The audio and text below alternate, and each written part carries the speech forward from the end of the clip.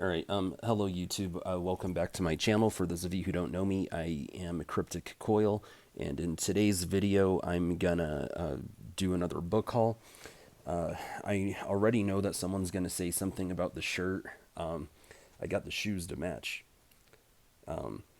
These are Donovan Mitchell's signature shoes. He plays in the NBA for the Cleveland Cavaliers right now, but he used to be with the Utah Jazz. He's a really good player. I guess he's a really big Spider-Man fan, and he has a bunch of he has a signature series of shoes with Adidas and Marvel. Like there's a Marvel logo in the sole of my shoe, and the shoes are usually in Spider-Man ones, but I think he has like a Joker one and an Iron Man one. I have the Venom ones. I used to have the Carnage ones, but Drunk Cryptic ordered the wrong size online, and they had a no return policy. So I ended up just giving them away to a buddy who's like they would fit him. So yeah, got the shirt to match. Now that it's getting warm, I'm rocking a lot more athleisure than usual. All right. With that being said, let's go ahead and get into this book haul. So I found some really cool stuff. And this time, I won't leave you hanging. I won't save the coolest ones for last. So I did find a copy of I Remember or Remember Me and Fall into Darkness. I don't know why I picked these up. I already have them. I just couldn't help it. Maybe I just didn't want someone else to have it. I don't know. Then I found something really cool. So I showcased this once in a book haul from last year, and it's a book by Mary Downing Hahn, and the book is called Wait Till Helen Comes, and it seems to me that this is her most popular book because I find it at thrift stores a lot. And it's from the year 1986, which is the year I was born. And so when I showcased it, I said, even though I didn't know what it was, I picked it up because I am into vintage children and young adult horror. And this is vintage, baby. That's what I said. But I didn't believe that this was an original printing.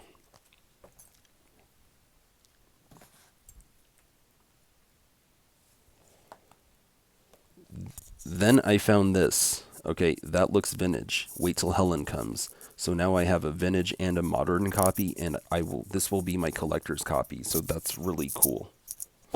Then I found another one from her that I didn't already have, and I have the vast majority of her books now. I haven't read a single one, but I have a really respectable Mary Downing Hahn collection. I know that Cameron Chaney at one point had a pretty respectable collection of her books himself. He showed them in like his young adult horror collection video. This one is called The Doll in the Garden, a ghost story. Most of her books are ghost stories. Not all of them, but most of them. So, and I like a good ghost story from time to time. So, let me go ahead and read the summary or the tagline in front and the summary on back. So, look at this cover first, okay? So you have this like ghostly angelic figure girl and a cat, and then you have like a living young girl with a doll in her lap. So the tagline reads, Ashley had been warned to stay out of Miss Cooper's garden. And the book is called The Doll in the Garden. So the summary on the back reads, she had been warned never to go there, but as 10-year-old Ashley followed the beautiful white cat through a small opening in the hedge, she stepped into an enchanted place, a place where she might find the answers. Who is the little girl with golden curls and huge sad eyes, whose voice cries out in the dark of night? Why does the white cat cast no shadow in the moonlight? Who is the owner of the beautiful old doll found buried in the garden? And if Ashley discovers the truth, can she ever go back? That sounds like a pretty enticing read. Okay. And then I have like 3 copies of this book. I think I actually gave one away to Shadyside Library.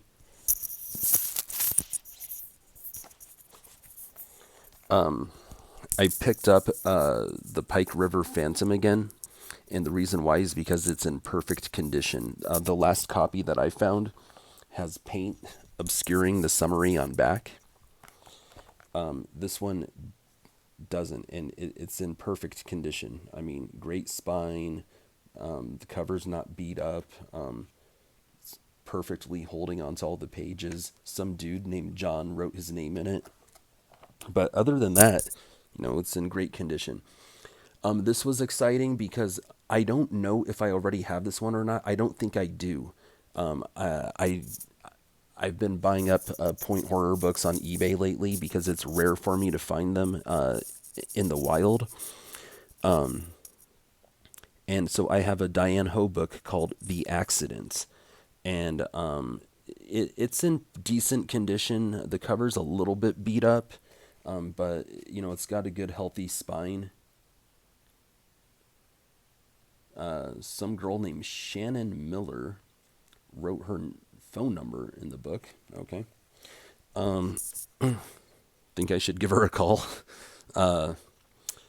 So this is a really interesting looking cover. I really don't believe that I have this one. You have a hand reaching up. There's a canoe in the water. The tagline on the front reads, "She has returned from the dead." Summary on back reads, all she wanted was 1 week of Megan's life.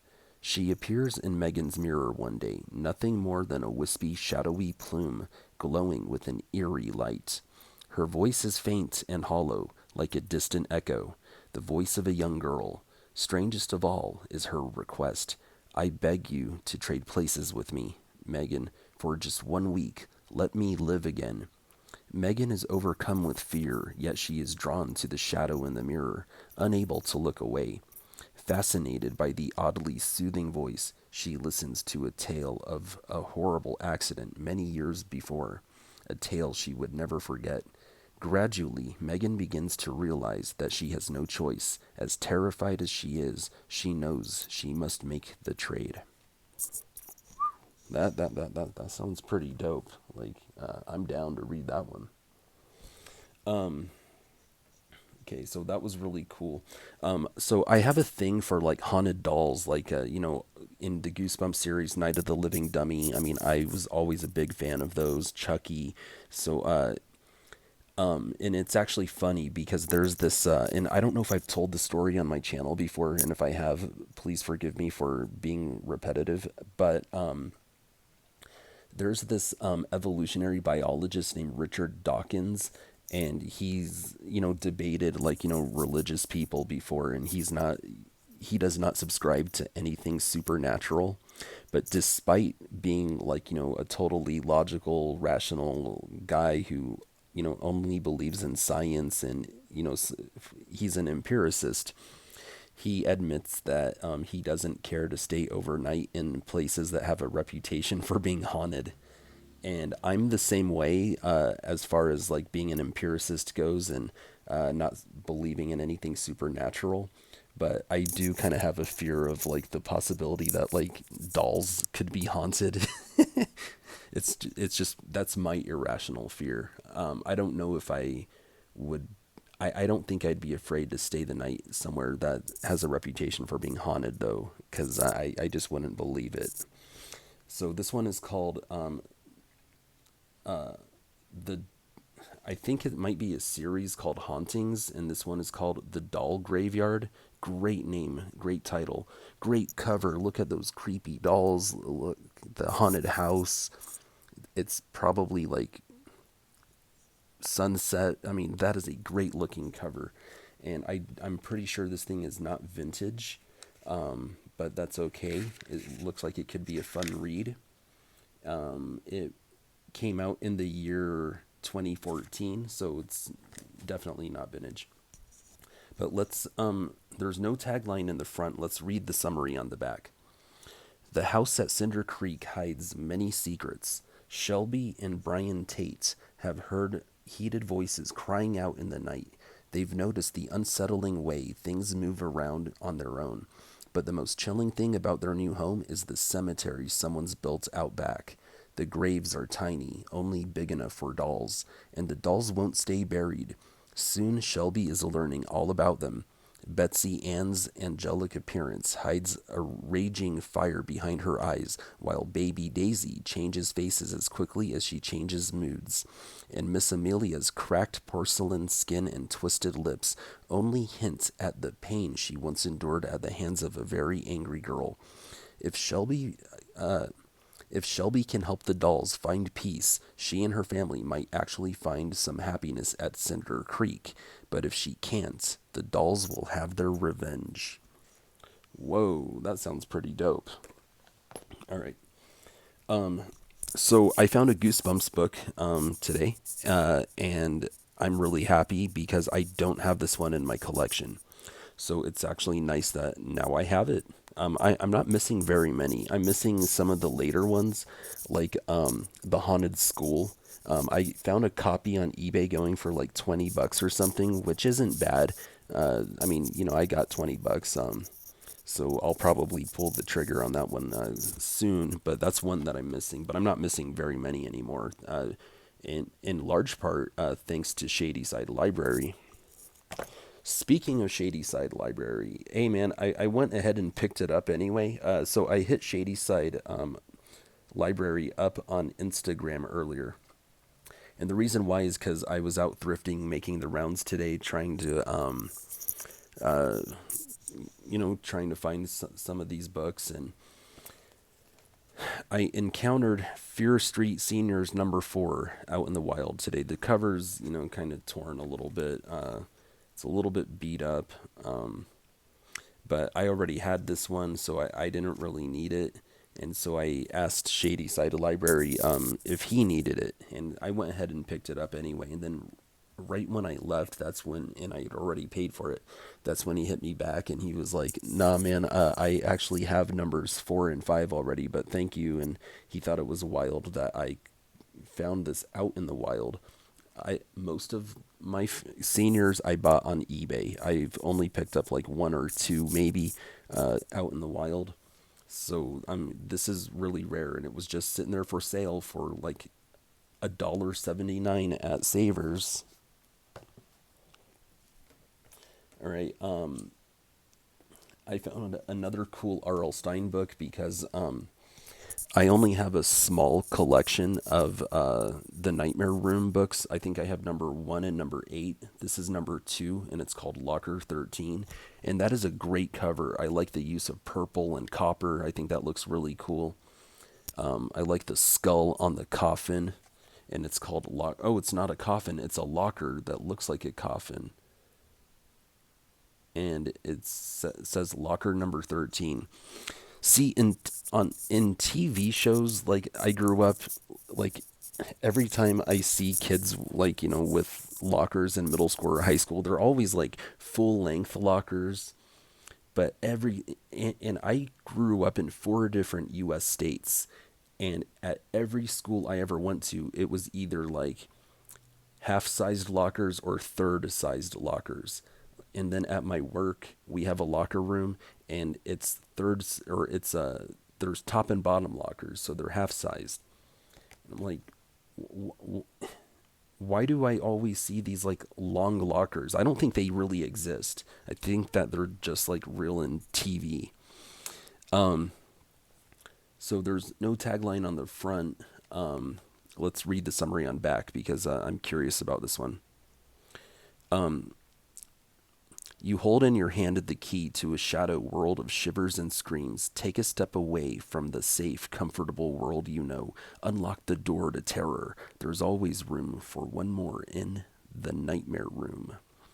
Say hi to Luke. Today is not his lucky day. It's the first day of school, and he just got his locker assignment.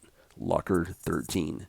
Lucky 13? No, not for Luke. He has just opened the door to the Nightmare Room. All right, sounds interesting. I'm glad I have it in my collection now. let's see. I don't need to show you everything that I got over here. Um, okay. So I enjoy picking up, point books, even if they're not horror. This one looks pretty good. It's called Escape from Warsaw, and I read the book Number of the Stars by Lois Lowry like in fifth grade, and I really liked it. And so I guess I kind of like that genre of like escaping from the Nazis.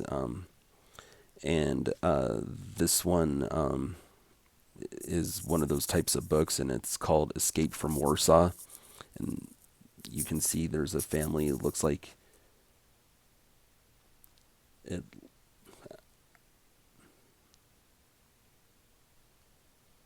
I guess they're siblings. I'm not going to read the summary on that one. I do enjoy finding old Bruce Coville books, and I know some people call him Coville, but I grew up calling him Coville. Uh, and so this one is called My Teacher Glows in the Dark. And I have a few others in this series. I think this might be a series because he has one called like My Teacher is an Alien, or My Teacher Flunked the Whole Planet, or but I don't have this one. My Teacher Glows in the Dark. I'm guessing his teacher is an alien. Yep, just skimmed the back cover. It's an alien. Um, I don't know why I picked this one up, but it's written by Craig Rice, and it's called Having Wonderful Crime. And I think I bought it just for the title. Yeah, I bought it just for the title, Having Wonderful Crime. Um, this one looks like it could be interesting. So this one is called The Spell of the Sorcerer's Skull by John Bellairs. Let's read the summary on back. There's no tagline on the front.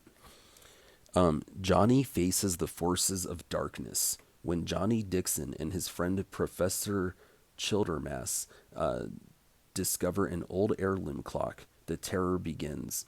The professor suddenly vanishes, and Johnny is left to solve the mystery alone. Inside the clock, Johnny discovers a miniature room, a room exactly like the one in which a murder took place long ago. And from inside the little room, Johnny places the skull. Johnny pockets a tiny skull with magical powers, but taking the skull is a terrible mistake, for dark, demonic forces are unleashed the minute he picks it up. Enlisting the aid of his friends Fergie and Father Higgins, Johnny embarks on a harrowing chase to a deserted island off the coast of Maine, where he must confront something more terrifying than his worst nightmares. Yeah, that sounds like it would be a pretty good read. Um, I picked up this book by Margaret Peterson Haddix, and it's called "Don't You Dare Read This, Mrs. Dunfree." And it's I read the tagline or the summary on back, and it's about a troubled girl who writes a diary in her English class as a requirement, and it's really her only like outlet. And but her teacher says that she won't read their diaries if they don't want her to, and she doesn't want her teacher to read her diary. And so that just sounds really interesting. It sounds really compelling. And then lastly, I picked up this Ted Decker book. I haven't read any of his work yet, but I hear good things, and so I picked it up. It was only like $3 or something, and it's a hardback, and it's got a nice cover and good spine. So I just went ahead and picked it up. All right, that's gonna be it from me. Thank you guys for watching. Let me know in the comment section which ones you thought were the coolest. Horns up. Peace out.